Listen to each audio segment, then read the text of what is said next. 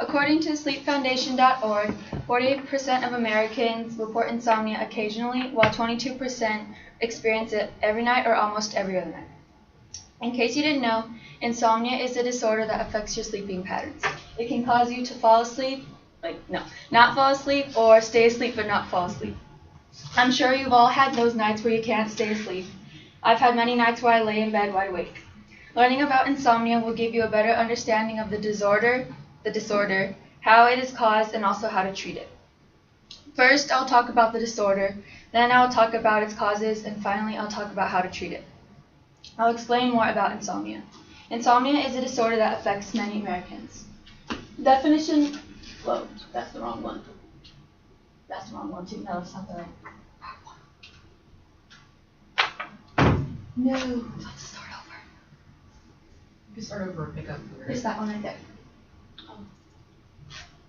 Start from your first one.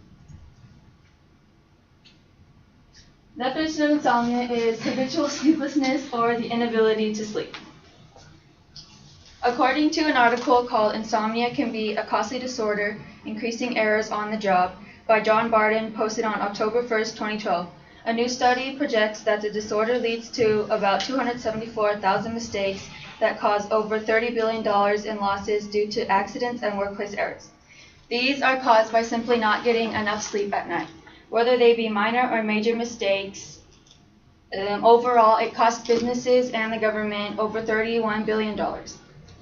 It's obvious that not the right amount of sleep can cause the brain not to function properly, therefore making it much harder to process your thoughts. And also not the right amount of sleep slows down your reflexes, and these all lead to the mistakes that are made during the day. Not a good night's sleep causes fatigue throughout the day. It affects your mood even if you don't realize it. Two of the most common side effects are depression and stress. Now that you know what insomnia is, we can self-diagnose it. I'll elaborate on side effects and how it's caused. According to the website WebMD, an article called Insomnia lists that there are several causes. Insomnia may either be acute, which is short-term, or chronic, which is long-term. Chronic obviously being the more serious. So here are the causes of insomnia. There's depression, environmental factors, which are your surroundings or if there's loud noises or anything. Drinks with caffeine, medication if you're not feeling well, or stress.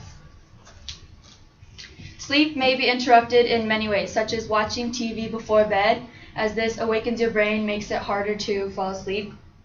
Also, too many stimulants during the day make it harder to fall asleep at night. Stimulants can be things such as caffeine, tobacco, or any other drugs. Other things that affect your sleep include pain, loss of breath, jet lag, restless leg syndrome, and even a lack of exercise. Now that the causes of insomnia are defined, we can self-diagnose and see how to treat it. Insomnia can also be defined by the quality of sleep rather than the quantity, according to healthguide.org. If you feel 8 hours of sleep isn't sufficient and you feel fatigued the next day, you may be experiencing a form of insomnia. Before seeking professional help, if you have to, here are some helpful tips. Here's some helpful tips. Make sure your bedroom is quiet and dark. Keep a regular sleep schedule, meaning go to bed and wake up around the same time. Avoid taking naps. If you have to take a nap, try to take a nap no longer than 30 minutes. Avoid too many stimulants during the day. Also, to avoid stress and tossing and turning, get out of bed. Don't force yourself to sleep.